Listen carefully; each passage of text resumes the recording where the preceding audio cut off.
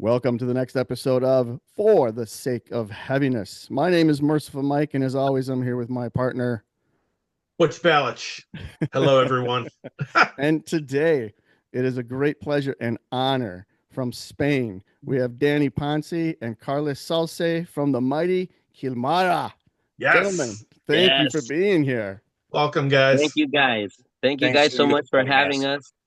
Yeah, Very happy to be here. before we jumped on, we had mentioned that there's a 7 hour time zone difference between us. So it took a little navigating to get us all together, but this worked out perfect. So it's going to be fun. I really, really appreciate you both being here. Thank you so much. Yeah, for sure. Our pleasure. All right. So Very happy to be here, really. I'm just going to get started. We kind of like to build a little bit of background with some of our guests. So before we really get into the guts of it all, Carlos, start us off. How did you get into metal? What brought you to heavy music in general? What was your gateway, so to speak? It's an easy answer. It was my father. So Excellent. yeah, when he was in high school, obviously because of his age, he was into Deep Purple and Led Zeppelin and Rainbow. He saw Rainbow back in the day when they came in Barcelona. So Oh Wow. really man. cool stories. And the cool thing about my father is, as I mentioned in other interviews, he continued exploring music and evolving. So with the years, he listen and discover other bands and get into power metal and progressive metal, and he's really into Shadow Gallery and Symphony X Oh yeah. and I don't know, many other bands. So he didn't just get stuck to his high school years. But and then when I start growing up, it was just like a natural thing that start listening to whatever my father had in his Right. collection. Not as big as Danny's, as we can see, but that was the starting point. That's excellent. So it's just a natural progression. Everything that your father listened to, that became part of Exactly. you as well. Sure, sure. Danny, how about you? Well, for me, it was a bit different because my family, they're not really rock or metal lovers. They like music, but they're more like on the uh, classic singer-songwriter type of style of music. Sure. But in high school, my early 15s, 16s, I wasn't really into rock at all. But then I had some friends in my classroom that I saw like they were the heavy metal guys, and I used to talk to them, they were cool. And they said, "Hey, what do you listen to?" And I used to listen just to Europe back then or very melodic bands like Bon Jovi. I didn't know a lot about rock. And they were always telling me, "Wow, that's so gay, Europe and Bon Jovi. Check this out." And they let me borrow the Master of Puppets by Metallica on tape, Oh, like a recorded tape. And I was like blown away right away, wow, what is this? So fast, so heavy, so epic, with those acoustic guitar intros. And I was hooked instantly. And from then on, it was no turning back. I wanted to discover more Metallica. I brought my friends like Virgin tapes, so that they could record me the yeah. whole Metallica discography. And from there, it was Maiden, Manowar, all the classic metal bands. Also, like I started listening to the power metal scene, which in Europe at that time in those years was really big. Gamma Ray, Stratovarius, Hammerfall, Blind Guardian. So it took off from there. Halloween, and as I mentioned, every band I discovered, I really got into them, and I started diving in. The whole discography, and that's when my sickness began. So I was around 15 or 16, and now I'm 42. So you can imagine, it's been a long time. I think Butch and I share similar stories with both of you and how we Yeah. got into it as well. So, um, before we go any further into the history of the band, I want to bring up John Portillo because he is the sole remaining original member. Now, is the band his vision? Is it his baby, so to speak, or is he's just happened to be what was left of the original incarnation of the band? How does John figure into the equation? So, Carlos, I'm gonna take this one if you don't mind. Of course. John is like he's like the driving force behind everything Kilmara, He's the guy that makes sure that We get the gigs. He's the one that's talking to managers, to promoters. He's the one that knows everybody in the scene in Spain, uh, like people from the magazines, from the websites. He's the one that knows all the promoters, people from the venues. So he's the guy that's been really behind everything, all the activity from Kilmara, no, since day one. So he's the one that's pulling the car, so to Sure. speak. So of course, he's the only remaining member, but it's not. I don't think it's like uh dictatorship or anything. He's quite open, to all of us having a say in the band. So, I mean, I've been for many years already in Kilmara, and I feel it part of myself as well. So, but he for sure, he's the one that's always in charge of like getting the deals. He's the one that talks with the record labels and managers. He's the one that spoke with promoter guys for the tour, for example. So without him, I mean, it would be very difficult. He's a Sure. driving force for sure. Okay. Okay. I kind of thought that that was John's role in the band, but I mean, I'll be real honest with you. I was not aware of Kilmara until just before the beginning of the year. I think it was right around the time that Journey to the Sun was coming out, and I literally accidentally stumbled across you guys. I think it was the Angry Metal Guy website had a review for the album, and I just came across that, and I'm like, wow, this sounds pretty cool. And then I got the vinyl, and I maybe a day or two after that, I was on with Butch, and I was like, "You got to get this, man." Yeah, he was like, dude, you gotta check this Brilliant. out. And So Thank you so much, man. awesome Thank you. stuff. Means a lot yeah, to us, yeah, really especially struck a over there in chord. the States, that having people knowing about our music, our work, it really means a lot to us. So thanks, guys. Oh, 100%, 100%. Um, so let's talk a little history as far as the band goes. It started back in '03. Am I correct in saying that? Yeah, around that time, I believe they were called Jade, a Okay. couple years before naming themselves Kilmara, which they changed the name when they changed to a German singer who was the singer for many years as well, Okay. Christian Wolf, Okay. and he recorded 3 albums with Kilmara. Right. And then, due to his job situation, and he wasn't really motivated as much anymore, so he decided to quit. And that was when they began the search for a new singer, which is when I came into the picture because I already had been singing in Barcelona and some of the bands in the scene for a couple years. Well, for maybe 5 to 10 years, I'm not really sure. But I already like had left the dream, to pursue my singing career. I had left it a little aside already. I had my job, Sure. my wife, we were planning on having family, so my rock star desire dreams had already been parked a little bit.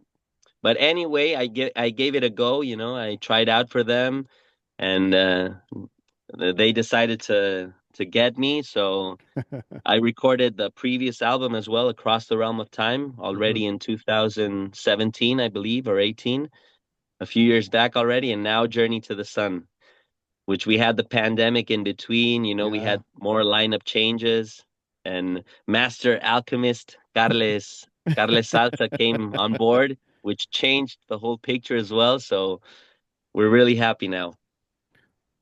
So we can talk about that a little bit because you guys recorded most of the album in Carlos's studio. Is that correct? Yeah, that's it. Correct. So how big of a role did you play, Carlos, as far as like the writing of the album and the arrangement, knowing that you were going to be behind the controls, so to speak? The thing is that at the beginning, I wasn't supposed to be recording the album. Okay. We when I was asked to join the band, John already had booked Roland Grappos from Halloween, formerly, and Masterplan, because the band already recorded there, I Sure. think, twice at least, or three. No, Al- 3 albums Three previous albums, three to albums already. the 3 albums previous to Journey to the Sun were recorded with Roland Grappo in Slovakia and his Grappo Studios. Okay. Yeah. So the thing was, when John one day came by to the studio and asked me to join, I was really busy, and I told him, "Man, I'm sorry. I really like what you're doing, but I'm not able to join you. But if 1 month prior to the recording you don't find anybody, just call me and I'll learn the tracks and come by to the studio and do like the session work." Sure, But sure. just very, what's the word? Determined. Yeah, yeah, and he was insisting a lot. So finally, he changed my mind. Convinced. Yeah, I was involved in the album, and then like we wrote like most of it. There are like a couple songs that were like the original Wildfire, Liberty Side. There's another one, and Power of the Mind, Okay. which were from the original album that was gonna be recorded in Slovakia. Mhm. And I took some of the songs like Journey to the Sun and rewrote them from scratch and write new songs already also. So that was like a big change in what was supposed to be and the original plans for the band. Later on, we went to Slovakia during COVID and lockdown and all that crazy Yeah. kind of. Sorry for because my English is a bit out of shape. Nah, you take your But time. No big deal. uh, so we had to take like tests and doing all these kind of Yeah. Right. protocols. So we didn't have as much time as we'd like to, or as the band had in the past with the realm across the realm of time.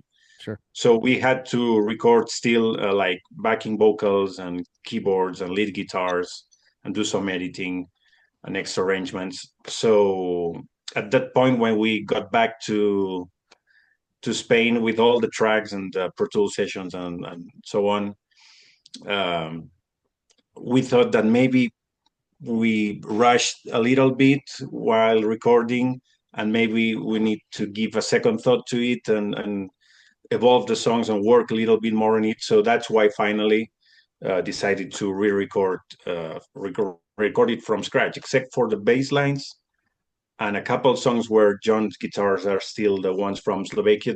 All the rest has been re-recorded, but No just kidding. as a matter of taste and vision and whatever. Sure, sure. Well, just from my standpoint as a fan and listening, I definitely would say that you made the right choice because the album sounds phenomenal. Phenomenal. The Yeah. production, everything, it's top notch. I mean, every time I listen to it, I'm pretty awed by how well and how fantastic it sounds. And I think Butch would agree with that too. Definitely. Yeah. So Thank that's you, good. guys. Thank Thanks you. so much. Thanks so much. Absolutely. Absolutely. So let's talk about Danny. You joined around 17, 18, correct?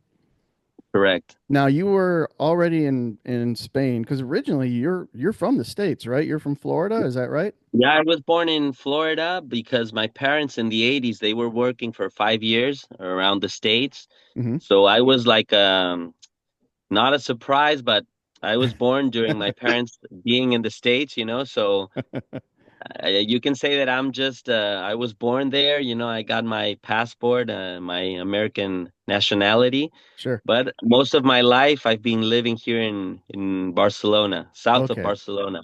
Although I've Okay. had the privilege, to go for many times, I've been visiting the States. I have family there. Actually, my parents live there in the moment, so I go very Oh. often to visit them. So that is why maybe I can have a better practice of my English. I don't let it rust as much as some Right. people like Carlos. Sometimes we don't practice it that often. So, He's getting Definitely. so on you, yeah, Carlos. you know, he's doing great. He's doing great. No, even my English is not that excellent, but I try. Sure. I try my best. Believe me, both of you guys speak it better than some of our fellow citizens. So Yes. You hang out with some of our crew and you'd be like, "What?" What? What's he what saying? language are they speaking? It's not English. Yeah. So, okay, so you come around 17, 18 and do Across the Realm of Time, which again is excellent. Now, because I'm fairly new and both Butch and I are fairly new, I did dive back into the back catalog before your tenure in the band. Um, I gotta say though, I think there was definitely a shift in vibe and style once you Mhm. guys recorded Across the Realm of Time compared to what I had heard, prior to that. And then it seems like things really became focused and I don't know, more determined, but much more streamlined and just sounded so much better when Journey to the Sun came out. Now, I don't know if you can attribute that to the amount of time that you had in between albums to really, tweak everything to the way you wanted to. But was that a conscious effort to say, okay, you know what? Here's where we are. We need to decide if we're going to go this way or that way, because I don't think until Across the Realm of Time, I really, I know that a lot of people like to put tags on everything, and I think you guys fly the flag of melodic power metal very well, and just power metal in general. But to me, it was Across the Realm of Time that really solidified that. And now with Journey to the Sun, you guys are off and running. So was there any point in between those records where you're like, okay, we need to refocus and this is the direction that we're going to take? Mike, for Kilmara, always the goal has been to every next record to make it better than the previous one. Even before Carles and I joined, Sure. as John tells us, they always tried to move forward. To get better, and perhaps due to the limited musicality of the previous members, who knows, or the singer had a very distinct style, more Right. Germanic with a more uh, a linear voice, maybe style. That's why maybe the evolution wasn't as noticeable as on Across, because I brought to the table a bit more of perhaps melody on the vocal Definitely. side of things, because I'm really influenced as well by all these previous melodic singers that I was laughing about just minutes ago. Bon Jovi, Joey Tempest, all these guys. I really like the raspy voice. Sure. Coverdale, Dio for sure. So I tried to bring a more melodic side to things on the vocal department, but as well we had some guitar player changes. Before Carlos, there was another guy called Miguel. He also brought a little bit more of a melodic side to the band, which was evident on Across the Realm of Time. And then also in the drum department, we had a quite an evolution in the last few years Hmm. with Eric, and we could add more double bass, faster tempos, which we couldn't in the past. So all these lineup changes, I think, made the possibility uh, arrive, that we could evolve the sound. Of course, we always wished that we could sound the way we're sounding now on Journey to the Sun, but it was just a matter of impossibility due Yeah. to our own limitations. And also the years that we had in between the recording, we took our time for this one to sound just the way we wanted it. We said it doesn't matter if it takes 2 more years, but we're gonna get it right. We wanted, because it's this album is gonna be there for life, so we better Right. make sure that it sounds the way we can be proud of it for the rest of our lives. Definitely. Definitely. You guys should be proud though, because it is an incredible album. I can't say that enough. It's Thank you so much. Thanks. so, Carlos, you are quote unquote one of the new guys, but I you are am, yeah. also, I know that you have the studio, Hmm. Suro Studio, correct? Correct, yeah. Okay. But you are now a full-time member of the band, right? You're not just a hired gun. You are part of Kilmara, correct? Exactly. Okay. From the first moment, I just get involved into the project, and as my passion as songwriter and arranger, and my Right. work as full-time producer also give me the outside vision, especially when I got the songs in the first moment without Right. knowing the band, so I could analyze also that evolution the band had from the previous catalog until Across the Realm of Time. So the point was what Dani was mentioning, that the idea was to bring whatever was Across the Realm of Time, which was the most successful album until then, to the Right. next level, and at least try to make it better. So that was our Sure. intention. So you have many, many roles in the band. That outside vision help us also, I think, giving a new perspective and making the album what it is. How would you describe the relationship between you and John? Because I feel you guys complement each other magnificently on the new album. You guys intertwine and in and out of each other with guitar work and solos seamlessly. I mean, it's that good. So, what was the working relationship like during the recording of the album when it comes to the guitar work? The thing was when we John was always in the studio when I was working on the song, so I could take his ideas and adapt them and bring my own. So all the music writing, because all the lyrics and melodies are by Dani. Sure. But yeah, we did all that having our both heads working together, and I think it turned out pretty good. That's an understatement. Yeah, and I mean, and about the solos and so on, I mean, I don't care of it. I mean, I play in other bands. I Sure. recorded an album like a couple of weeks ago. I had to record 10 solos and I'm tired of it. So it's a blessing that John wants to take care of some of them every now and then. So You kind of reach that point where you're like, okay, I got to put this guitar down for a little while. yes, please. I also wanted to note, like, I mean, I'm sure Mike is on the same page too. I really like the keyboard Oh and yeah. synth work on the album. I mean, it complements everything really well. I like when it steps to the front too. I'm like, I'm just a singer, but I'm like a sucker for when keyboards are used well in metal, and bands like Rainbow and Angel and the way Ingve used to use them and Deep Purple. Like, it's so I really like the way you're using the keys on the record. I mean, it really complements things really well. Yeah, the thing was that we don't have a keyboard player on our live band, and I programmed them all on the orchestrations as well. So I had to, having that vision in mind, make them important but not as relevant as we're faking a guy that it's, I mean, with solos and so stuff. So Right. everything has its place. And during the mix, with the help of Miguel Angel, who was in charge of the mix, we looked for the right spot for everything. So we have the voice always on the main side of the song, and then we just build things around it. That worked out well. Right, we try to bring like the part of more epic symphonic, slightly orchestration Sure. thing, and then more 80s kind of scenes and brass sounds and stuff like that, because I am also a fan of 80s music as well as Dani. So I thought we thought it's true that it's kind of trendy nowadays, because there's like synth wave and many other Right. music that brought that Harkens synth. back.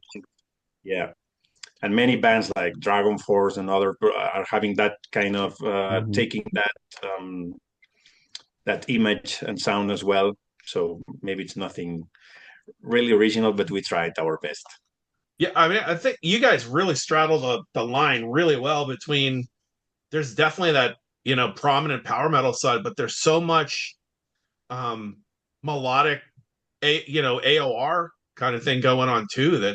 That's incredible. That really you could appeal to, I think, a wider group of people than just Yeah. there's some power metal bands that, they're catchy and they're melodic, but you guys managed to you have this melody in your songs, and part of it I think is Danny's vocals and the the style of them, but also just the I don't know, you weave in those old, those 80s kind of melodies. You can hear bits of bands like Bon Jovi and Whitesnake, all while it's like still power metal and heavy. So it can, like, I just think it's a really good mix of stuff. It really struck me when I first listened to the record. Yeah, for us, that in particular, that thing you're saying, that it's a power metal inspired music, but with lots of hard rock and AOR edge.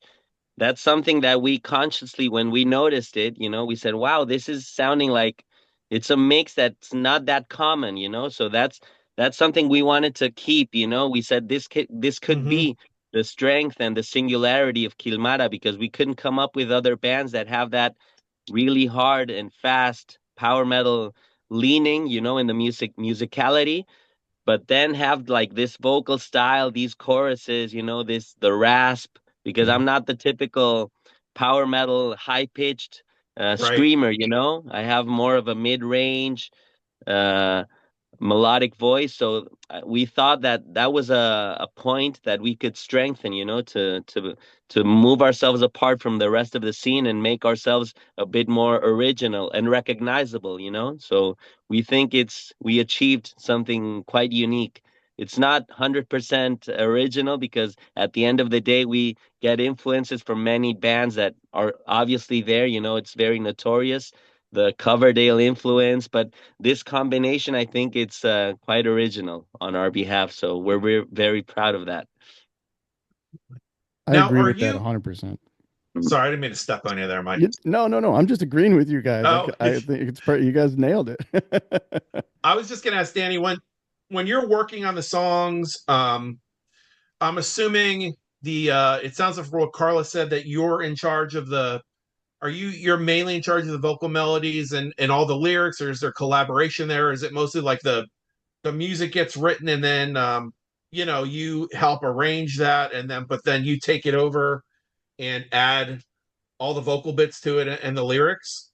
No, yeah, normally the music, it's Carles or John, they have like the main riff idea or the chorus or the bridge, they have the musical ideas. And maybe perhaps Carles has also a vocal line in mind, Mhm. but he gives me the liberty to try and come up with something of my own. And then, of course, if we can work it out together. Of course, we do Right. like the demos, and if it sounds right, if they feel it as well, or sometimes maybe on the harmonic side of things, I'm not right quite there, on path. So Carles maybe tells me to change a couple notes or try Right. something different, and together we end up coming up with the final result. But I'm very happy that the guys have confidence in me, and normally they give me my space, to try my own thing. And of course, we always look for the greatest thing for the song. We want to make the song the best possible. So we're not closed-minded. We're not like fighting for our own ideas. If the idea someone else gives is gonna make it better, we welcome that idea. We're Absolutely. not gonna fight it. Yeah. I wanted to touch on something, just kind of building on a point that Butch brought up too. I think what makes especially Journey to the Sun so special and a little more on the unique side when it comes to power metal is it's a very like uplifting, fun album where a lot of power metal it's the typical, into battle we ride and it's things like that, but Hmm. with Kilmara's music, it leaves it's very wide open to interpretation by the listener. There isn't that definite this is where we're going. When I listen to like the title track or Chances, it's like you build your own story out of your music, which I think is very unique to a lot of power metal. You don't technically have that opportunity with a lot of bands. So kudos to you guys for that as well. Thank you. Thank you so much. You betcha. I wanted to actually Mike brings up a point that I'd actually written down and I do think it's unique lyrically a good bit of the record like Mike said is I find it to be uplifting especially songs like Liberticide and Power of the Mind. There's definitely a socially conscious vibe going on there that I think a lot of power metal bands don't touch on. Is this something that is that you find is super important? I mean, that's a stupid for me to phrase it that way. If you're singing about it, it's obviously important to you. But I really find like the messages in some of these songs are, really when you look at especially when you look at the world today, they're very applicable to what's going on around us. And I find especially the Power of the Mind very uplifting, and Liberticide like very important Yeah. in the scope of you know politics around the Humanity world or navigate. the way things Yeah, are going. that's very true, and it's a really good question and a good point appreciation. I mean, I'm very happy you brought it up because, of course, as a lyric writer, since I have something to say, since I have this chance to write about something, I might as well make it something interesting and something that hopefully I can connect with people. I'm a very positive thinking guy. I consider myself to be a happy human being. Practice my happiness daily. It's a work I do with my own mind, and I try to keep everyone around me positive as well. I try to be an uplifting person as much as I can be. So I always try to write for people to feel also these feelings, or even help them if they have struggles, and tell them that you can overcome anything. I like to make empower people a little bit Yeah. as much as I can. So, yeah, we touched topics about life. Liberticide was also written during the pandemic. So many questions were arising, Hmm. in everyone's minds. Was this all on purpose? Is it just a control, that the governments are trying to control us, or the power people, that we don't even know? Is it a scheme, Yeah. or is it really happening? All these questions were arising. So it's like a song about questioning, what is all this, stop the liberticide, we want to be free. Right. They control us with cell phones. Nowadays we are controlled everywhere, with Alexa, with Amazon, with Credit cards, yeah. everything. Yeah. Yeah. Everything. So so yeah, in the end, as a lyric writer, I like to write about life, about real situations. Of course, I love bands also that write about dragons and fantasy. There's room for that as well, but Sure. there are already enough bands, writing about fantasy, about science fiction. So we always try to write about real life struggles. Maybe we decorate them, with a little bit of battle, with a little bit of Hmm. fantasy, like in Alliance of the Free. It's like a story of a constant battle, but it can also be transported into real life situations, So Yeah. at least that's what I try. That's my goal, as a writer. So I'm very happy you guys feel it as well. Yeah. Definitely. Definitely do. Good point there, Butch. Um, Daniel Hellman is a special guest on the album. Are you guys close with the Lost Horizon guys? Is there how did that come about to have him on the album? Carlas, you can Both, take this. yeah, both Danny and I were huge Lost Horizon fans. I mean, I met Danny when I joined the band, as is obvious, but both had similar tastes, and for both of us, Lost Horizon, with just two albums, became part, an important part of our musical tastes and in power metal. So when we were deciding if we could have a guest or not in the album, it's true that few names came to our minds, and we reached somebody, but Daniel Heyman was just one of them that we knew that was gonna be special, just because the mystic part of Lost Horizon is not playing anymore for so many years, and even he's been in projects that Danny, I'm sure, has all the albums back there. Uh, True, true. yeah, we tried to reach him, and he was really nice guy, and really liked the song. And we sent him also the album. And the only request, because I mean, when you talk to somebody talented and who does what he does and it's known for that, like Danny, the only request was you have to make some screams like "Swarm in the Metal Wind." So, and it's like the most epic And he intro. delivered, and he delivered. Yes, he Yeah, did. yeah. And he told me, I'm gonna send you a few alternatives, so take whatever you want. And by the end, I took like all of them and make this kind of canon by the end of the song. Harmonic, Yeah, and harmony. So it was, harmonized scream. Yeah. yeah. It worked out well, and the two of You you worked know, very well together too, Danny. we had so many names on top of the table, like guests, possible guests that we wanted to approach.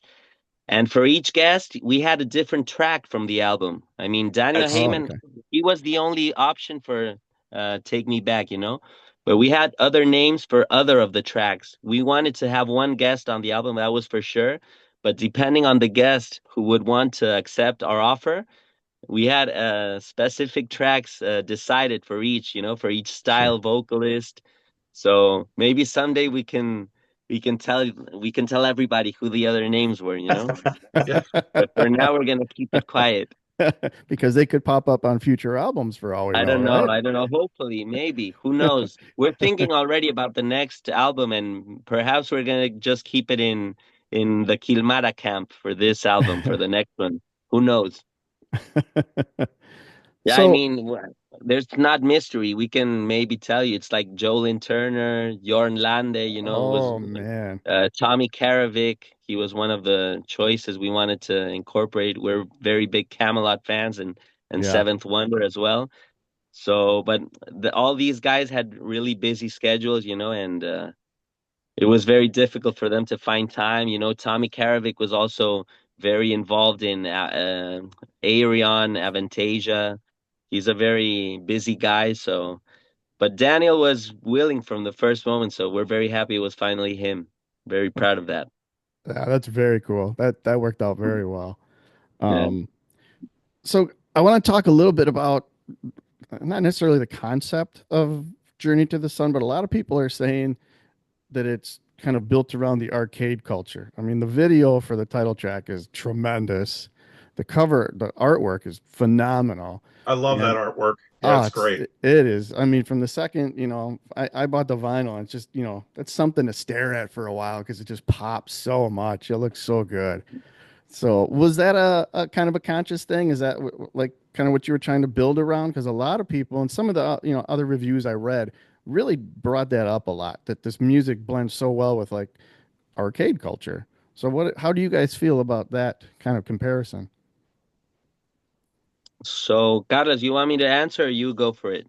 Yeah, just a few short mention that the artwork was made by our bass player Didak, who made an amazing job. Oh He's a really man, talented guy, so it's great that a member of the band can develop the art Seriously. yeah, Yeah. oh yeah, make something so beautiful and unique for these albums. So besides that, Danny will answer Yeah, the rest. Divac, our bass player, he also made the album cover for the previous record for Across the Realm of Time, sure, which I think also is a really cool cover, because very, normally metal covers are dark, the image is not very clear sometimes. So we wanted specifically a clear one, for the previous album.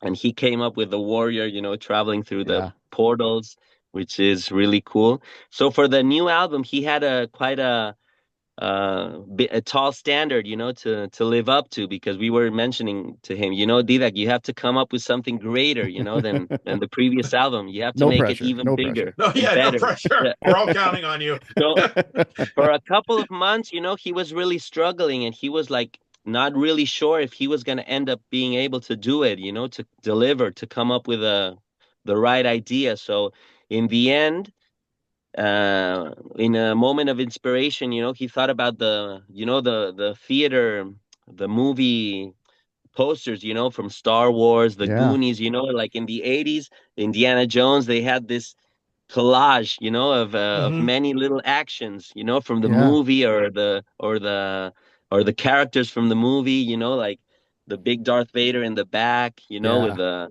Those big so this marquee was the main posters. Yeah. yeah, so that was the main idea, to make it kind of like a poster from the 80s. And that's where the whole image started to come about. And we were developing the little ideas and all these illustrations that were like they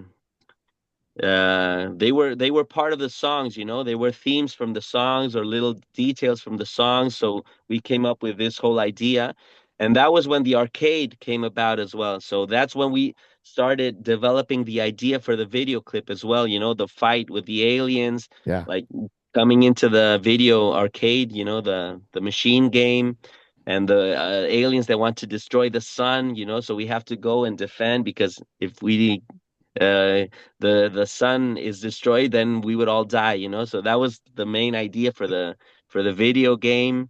So this was all coming about together So that's why we decided also for the image, like space troops, with our galactic suits, Yeah. so that which Yeah. we also use live. So it was Yep. all part of this development thanks to the cover art. We could, it's not like a concept story or a concept album, but the theme, and the feeling. The songs also have like these 80s keyboards, all of Right. them. That's like Hmm. like the driving line that unites all of the songs. So it's not purely 80s, but it has that feeling.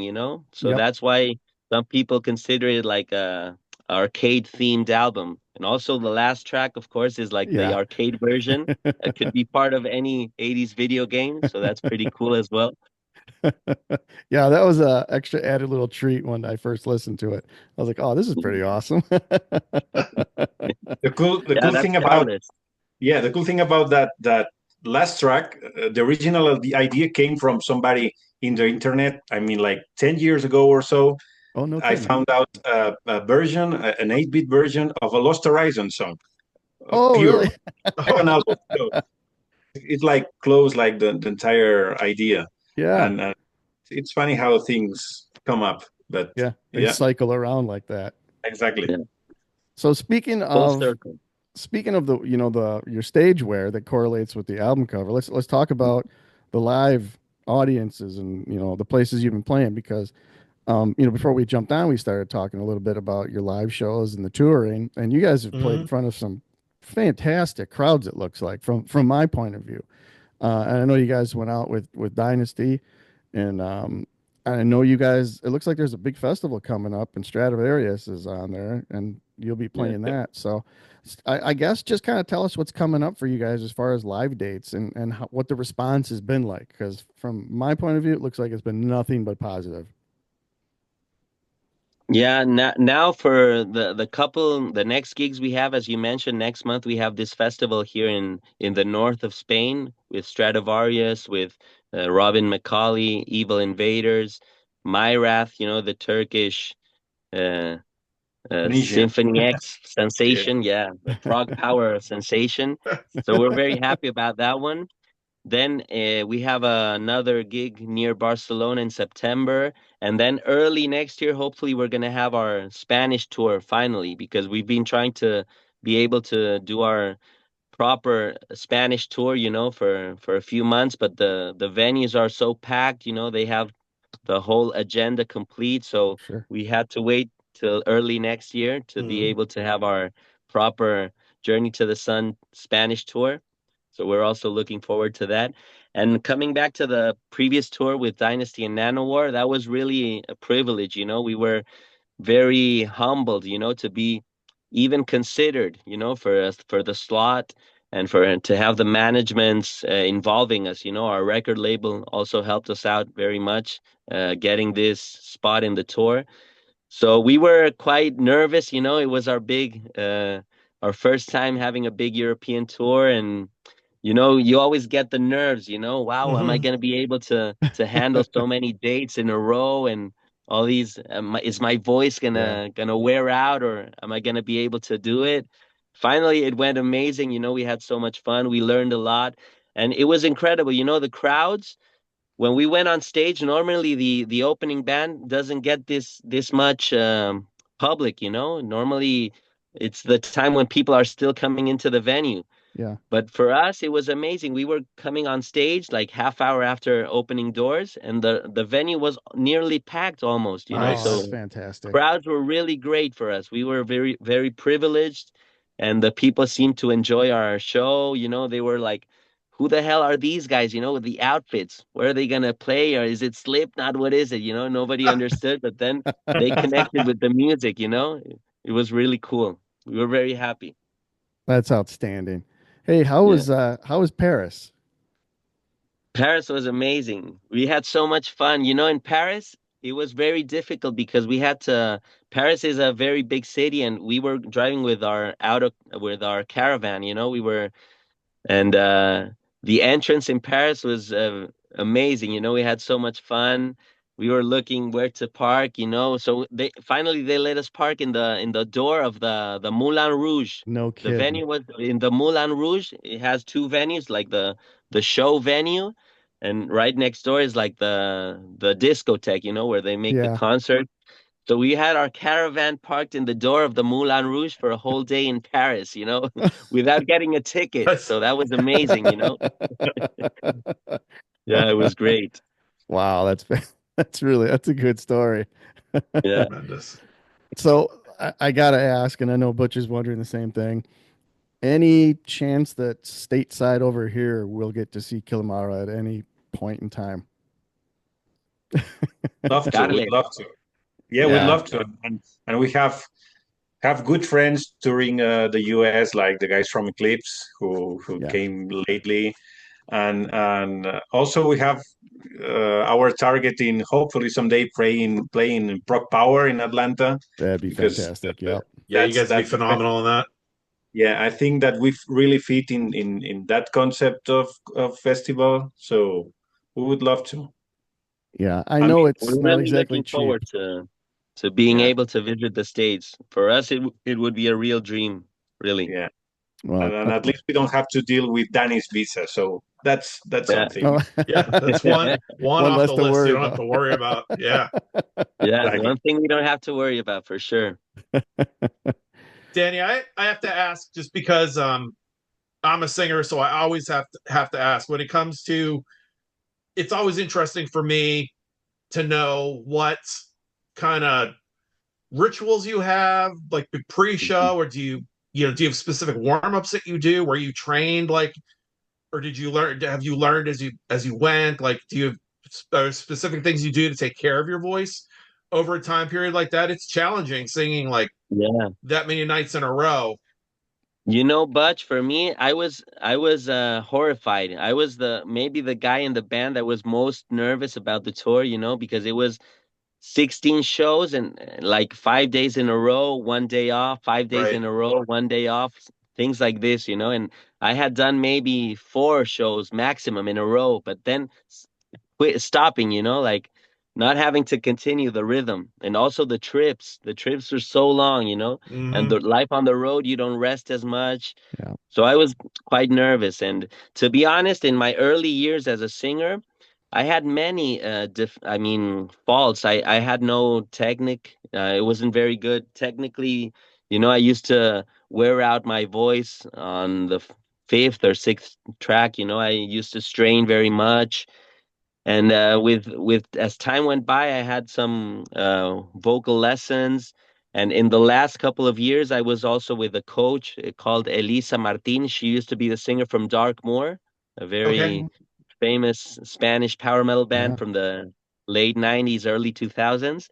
And she's living very near to me. Well, at least until a few months ago, she moved. So I was having lessons with her, and she really helped me out very much.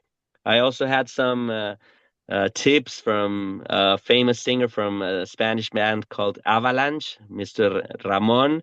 He also taught me how to do the ginger thing, the having the ginger before the concert, warming up.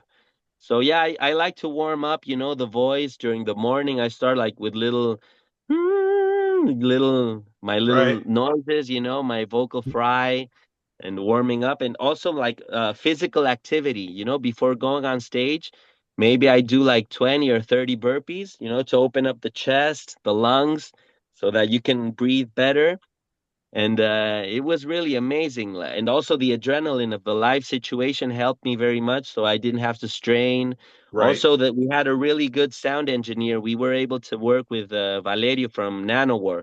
He's the guy that's doing front house for Nanowar of Steel. So before going on the tour, uh, we agreed with him that he would do the sound for us as well. It was much easier, so that in the change up, Oh yeah. they already had everything set. So when you hear yourself good, when you hear yourself correctly every night, that also helps so much, because you don't have to strain, you don't Right. have It's to huge. force. So that was a really big help. And finally, I'm very proud that I was able to pull it off. As I mentioned, I was the most nervous guy before the tour, but now I'm more confident than ever. I feel I can achieve any kind of tour now. So I'm very happy about that. But yeah, warm up, the ginger is very important. I eat ginger, pieces of ginger, direct. I chew it like a bubble gum, and that also helps to clean the throat. That's perhaps my biggest secret, the ginger. Carles can That's tell you that I was buying ginger in every city in Europe. So And the lemon juice. First the thing in the lemon morning. juice, correct. Yeah. The first thing in the morning, I squeeze a lemon with a glass of water and to purify the organism. excellent. Uh, also, Butch, I'm a guy that tries to take care. I mean, I'm not smoking. I don't drink anymore. I used to drink like 11 years ago or 12 years ago already. I quit drinking, so that also helps me a lot, Right. having a clearer throat.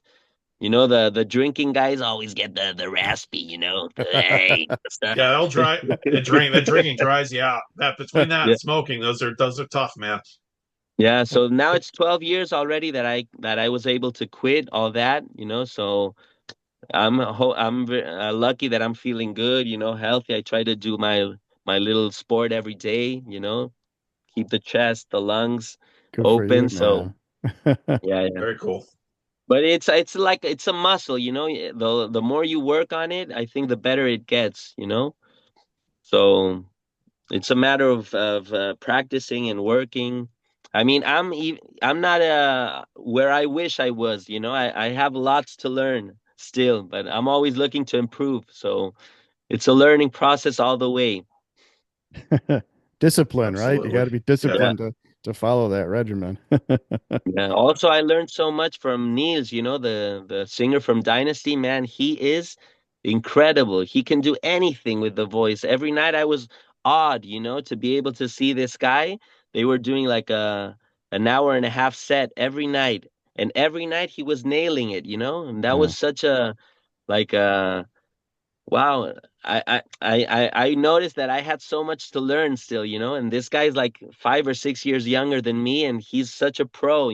That also taught me very much. I was checking out his warm-ups, backstage, and I was trying to emulate all the little tricks he was doing, so that also Yeah. helped me. Yeah, Anything to Neil, help with the that guy is longevity. amazing, really.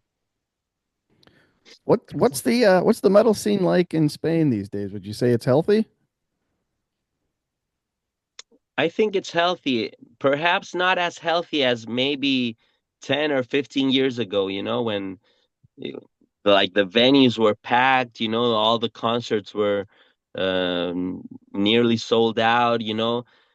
I don't know, maybe it's perhaps too much offer maybe nowadays. There's so much bands, so much tours. Bands are not selling as much records as Right. before, so Yeah. they concentrate on touring, touring, touring. So there's so many tours, that people are not able to go to all of them. So I don't know. Also, like the metal bars and pubs, I used to remember in Barcelona, we had so many metal places to go, to have a beer and listen to metal music. And every year passes, there's less bars and venues. Also, some classic venues are closing nowadays, so it's a bit tough for the scene nowadays. But still, there's many metalheads, and the people that love the music are really honest and they keep supporting. But it's not like 15 years ago. I think that was a really good time for the scene, the Yeah. Yeah, mid 2000s. yeah, Yeah. totally agree. One thing we noticed is that not so many bands nowadays come to Spain and they just skip. Maybe because if it's geographical situation, it's not as common as actually the tour we did with Dynasty was just Central Europe, but we didn't play in Spain, Portugal, Italy. The Yeah. South it's just like left apart, Yeah. and I think it just talking to one guy who works in Fest, for example, he was hiring Amon Amarth for one tour for one festival south in Spain, and the price was just like way over if in comparison of if they play in Germany, for example, because they Sure. have to bring all the stage Yep. clothes and things. And they have these huge trailers and stuff, and it costs most because there's also most kilometers. Exactly. One thing Sure. that also changed the concept is that in Spain lately there are many, many, many summer festivals. Like we have one huge here in Barcelona. It's like 4 days Wow. nowadays. Wow. We have Sabotage and Slipknot and King Diamond and many bands. I mean, it's like 12 hours a day. It's just insane. But then the same weekend, there's another festival in another part of Spain with huge bands, with In Flames, whatever. I mean, I think it's the concept of the live music change, and people decide to spend their holidays on a fest instead of going every now and then, every week or so, Sure. to a regular concert. So the bands also change like that Mhm. kind of I think paradigm. there's a little bit of a shift like that in the States too. We've seen a few more larger, 3, sometimes 4 day festivals pop up. Like we just a couple of weeks back, the Sonic Festival in Ohio just went through. And there's a couple other ones too. I think you're right though, Carlos. I think people are using their money, and going to shows as like a destination vacation almost because Mhm. the more bang you can get for your buck these days, that's what everybody's going for. And, to speak to the bands too, travel is absolutely the prices for travel are ridiculous right now. So I can Yeah. understand why a lot of bands are not, going to certain places just because of the pure cost of it all. So, Yeah. Mhm. but True. It definitely makes it tough during the summertime in Europe, during the festival season, like for a band that, you know, is a smaller band that wants to try to, if they're lucky enough to try to that can get on festivals, but then you can't put the stuff in between yeah, to make up for some of the costs because no one really wants to book you because the like you said, people are going to the festivals and then no one comes. Not as many people show up during the week, so it's tough for a smaller band to, Yeah. as you're building, to put together dates, to piece together, go from one weekend to the other and make a tour like where you're bookending it with great fest, but in the middle, it's Yeah, hard. So it leaves like, takes out a third, a third of the year a lot of yeah, times for a smaller band. That's exactly. true. yeah, For Hey, us, it's been very difficult. Also, due to the tour we were able to do with Dynasty, we wanted to take advantage of this situation. This inertia that we had generated. yeah, For the with the release of the album, when we were speaking with the promoters, managers, to get on board maybe some summer festivals or some tours past the summer. But it's so difficult. Everything is already booked. yeah, Many managements already, they have their 20 bands and they book them in the festivals in the summer, and they don't have room for any new band, or they're not willing to have any more on board. So it's been really tough for us. We're trying to every week we try to negotiate new things. We're trying to search for opportunities, to keep the train rolling, to promote Journey yeah. to the Sun. But it's really hard for a medium to small band like ourselves, that we're not that popular. It's quite hard. I mean, as I was saying earlier, we have to wait till early next year to be able to do our Spanish show. So imagine, and even here in Spain where we're from, so you can imagine how hard it's being. It is nowadays to be able to tour and gig. Right, right. Yeah, that there's a lot to be said for that too, especially to your point of, in your home country in Spain, you have to wait that long to get out to support a new album. So, well, hey, I guess we can start wrapping up, but I got a couple of silly questions for you. So, Carlos, you don't necessarily have to give me like a top 5, but who are some of your absolute favorite guitarists that were a big influence on you and your playing? Andy Timmons, Oh, that's a good one. yeah, from Danger, and his solo career. Beanie Moore also. There are many. It's always hard to Paul Gilbert, of course. All Oh yeah. Yeah, love him. Ingve Malmsteen as well. Yeah, the more melodic side, maybe Neil Zaza, also from Ohio. Oh, wow. Yeah, really like him. There's Yeah, a that name would that be should be like my, mentioned more often. How about a yeah. few keyboard players while we're at it? Oh, keyboard players. There's this Swedish guy called Richard Anderson, which had this band called Majestic, which later changed their name to Time Requiem. Hmm. That's like a phenomenal. keyboard player, one of my favorites. There was obviously Jen Johansson, who was with Yngwie and Yeah, Stradley, great. Yeah. and then Vitaly Kupri with their tension and Trans-Siberian Orchestra as well. Yeah, many Jordan Rudess, of course. Oh no, many. Awesome. All right, Danny, give me your favorite singers. Yeah, I'm gonna have to go with Dio, of course.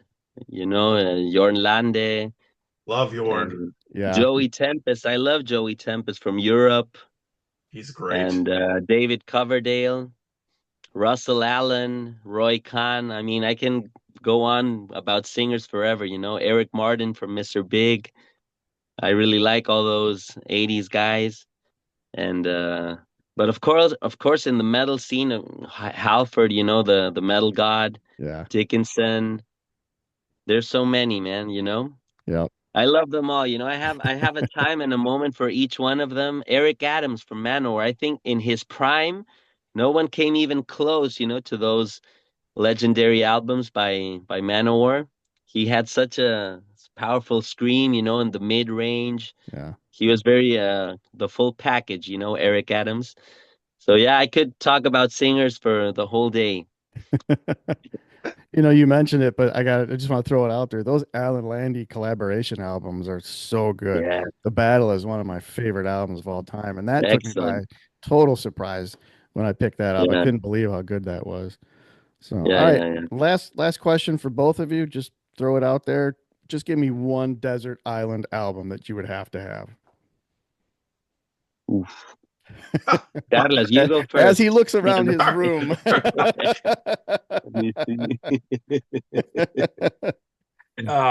Okay, I'll pick the one of the first that came to my mind. Triumph Surveillance. It's the name. Yeah. Yeah, Yeah, I think that has that 80s power. It's melodic. yeah. It's huge influence. Did you get a chance to see that Triumph documentary? No, not yet. Not Oh, yet. I see. I just saw it myself and it's excellent. So if you're a It's Triumph really good. fan, Yeah. yeah, highly Yeah, recommend. yeah, It's yeah. excellent. Really looking forward to. It's made by the guys in Banger, right? By Sam Dunn and company. I believe so. Yeah, great. Yeah, they can do great content, I think. Yeah, it's really, Amazing. really good. So how about you, Danny? I know you just took a spin around your room and your head Yeah, spinning, but I mean, maybe I'd have to go with something by King's X. Now I was yeah. checking out my T-shirt. I love those guys so much, or the Galactic Cowboys, and obscure band that I love. But I'm thinking if I could only take one album, it's gonna have to be Europe, Prisoners in Paradise. That one Oh, really. yeah. That album for me is something else. It's not as '80s as poppy as the Final Countdown or Out of This World. It's not as obscure as early Europe, but it has that combination. It's more mature. It's not with John Norum, it's with Key Marcello on guitar, but it's such a good album. It's gotten old very well, I think. It's aged very well. It's an album Mhm. that doesn't sound so dated, perhaps as the other Europe albums. And that's an album I always come back to, always enjoy, and I always find new nuances about that record. Yeah. So, Europe, Prisoners in Paradise. Check it out. Good picks, guys. That's two good albums. That's really good. Yeah. Yeah. All right, Butch, any closing questions or comments or anything like that? I don't, man. We covered a lot of ground, but Yeah. I would just want to thank you guys sincerely for coming on the Yes. show. You're welcome Our pleasure. anytime you want to come on. If you want to come on, as if you have shows coming up that you want to promote or you want to talk about new record or whenever, open invitation. Always. Thanks. Thank you Always. guys. Definitely. Thank you guys so much for having us. It was a real pleasure. Thank you for the amazing questions, the feedback. We really appreciate you guys enjoying our music, and we're very proud. And hopefully, for sure, we're gonna talk again soon. And yeah, as soon as we have news about, because we're already having ideas for possibly the next record. We don't want it to take as long as it took for this one to come out. So Right. for sure, we're gonna keep in contact. So thank you guys so much. It was a real pleasure. Absolutely. Yeah. Pleasure Congratulations meeting on you. a tremendous album and congrats on, great tours coming up. So we wish you guys all the best. And like Butch said, Definitely. you guys can jump back on the show whenever you want. So Thanks so you. much. Thank you guys so Greatly much. appreciate Thank it. you. All right, everybody. We will see you again on the very next episode of For the Sake For the sake of Of of happiness. heaviness. That's right. They do it better than we do. They did. We got to have them just do the closing for us every week. That's right. Thank you guys. Thank you Thanks, so much. guys. Thank you Thanks so very much. much, guys. We Thanks. appreciate it. We'll see you real soon. Take care, guys. Yeah, see you soon.